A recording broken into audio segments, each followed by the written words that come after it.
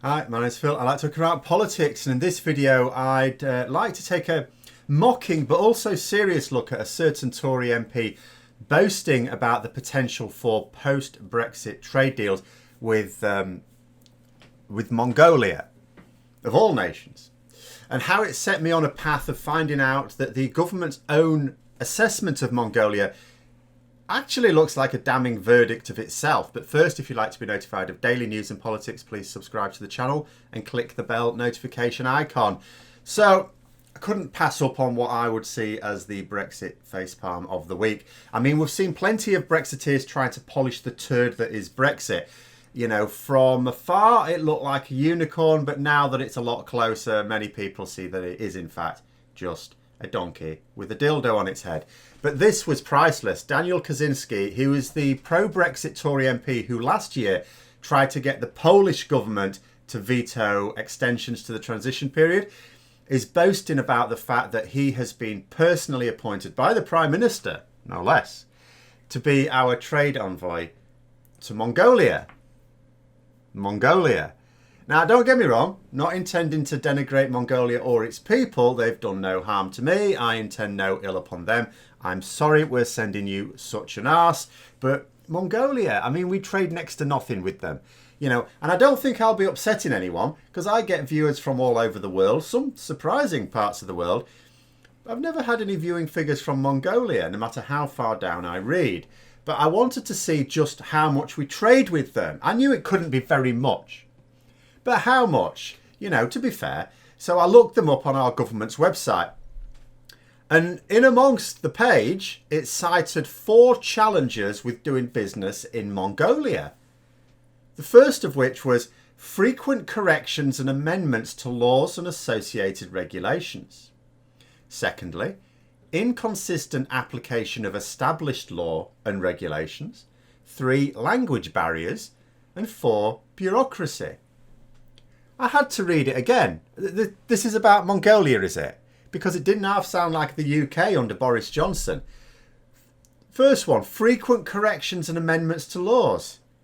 Yeah, we're having a lot of that going on right now. Boris Johnson is loving his emergency powers. He likes being able to rule by decree. He's only now really getting some of his backbench MPs to be a bit snippy about it, but this has been very much the pattern of 2020. Inconsistent application of established laws and regulations. Yeah, I mean, some chaps were jailed, you know, earlier this week, I think, for breaking isolation rules in one of the Channel Islands.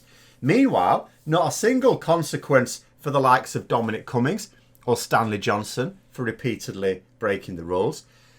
Language barriers. I mean, we have quite a few languages in the UK. But you know, usually it doesn't present a huge barrier until you watch Prime Minister's questions. Then we have a major problem because it seems that Boris Johnson can't understand English. You know, this is a problem because it is the language that the likes of Keir Starmer, Ian Blackford and other MPs are using to ask the Prime Minister questions. Poor Lamb tries his best, but obviously he can never seem to answer them. Sounds like a language barrier to me. In addition, Johnson tries to follow the science. Absolutely, I've no doubt about that. He's really trying to understand what his scientific advisors are saying. But he can't understand them because they're speaking in English. Poor thing doesn't understand it. That must be why he keeps doing the opposite of what they advise. Then bureaucracy. Well, this is a classic, isn't it? The government are now proudly boasting about all the extra bureaucracy that we'll be getting with Brexit. You know, the Cabinet Office came out with that advert last month talking about the growth in bureaucracy, how fantastic it was. We're going to be world leading in bureaucracy. The only growth industry is going to be in the area of checking customs declarations that most British businesses haven't had to bother with until now. We're recruiting more civil servants just to deal with Brexit than is employed by the entire EU Commission for 27 countries.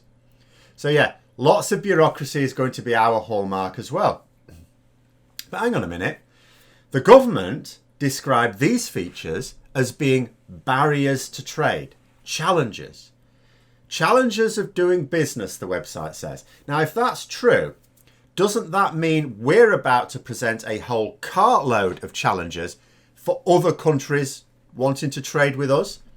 I mean, I can discount Mongolia as a serious player in our post-Brexit trade outlook. Our exports in 2016 were £24 million. 24 million.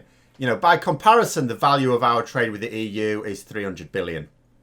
12,500 times as much. And that's just trading goods. There's a hell of a lot of trading services as well. Obviously, I don't believe that Boris Johnson is genuinely trying to use Mongolia to polish his Brexit turd. They've used Liechtenstein, sure. They've used that. That was bad enough. But Mongolia, I think, is just a way of getting Kawczynski out of the way, I think. Daniel, got a job for you. I want to make you one of our trade envoys. Very important position, you know, given that we have almost no trade agreements in the world in a few months. You know, thanks largely to your efforts, Daniel. Oh, yes, Prime Minister. Yeah, I need you to help sell our stuff abroad. I mean, thanks to you, we're going to struggle to sell to the EU and to the United States, so we need to open up new markets. Good idea. Where will I be going? Mongolia. I'm sending you to Mongolia. Is that a real place? Yeah. What, like Attila the Hun's Mongolia? Yeah. That place still exists? Oh, yes. Off you go. Safe journey. But those challenges genuinely did get me thinking. Like I said, this is part mocking, but it's part serious. Those 4 challenges listed are what Boris Johnson is working to embed in the UK. We are putting in place features that for our country, that our own government cites as challenges to trade in another nation. Because, you know, there's a lot of discussion about how hard we're making trade for ourselves just by shedding almost all of our trade agreements overnight. And, you know, then you think, so what about the difficulty that other countries will have in trading with us? You know, that will make negotiations more complex and as a result, of course, much more time consuming. And we're not looking to update trade agreements and deals. That's not what we're looking to do at the moment.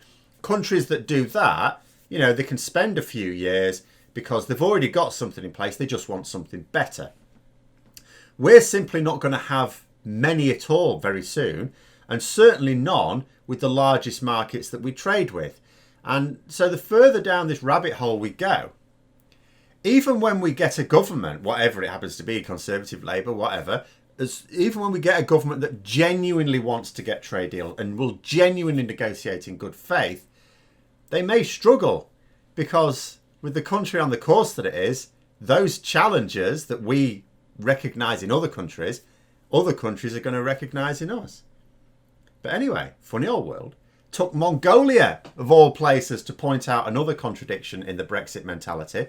But let me know your thoughts in the comments below. Hope you found the video interesting. If you did, don't forget to click the like button. And if you'd like to support the channel further, please also click the Patreon link for details. And until next time, I'll see you later.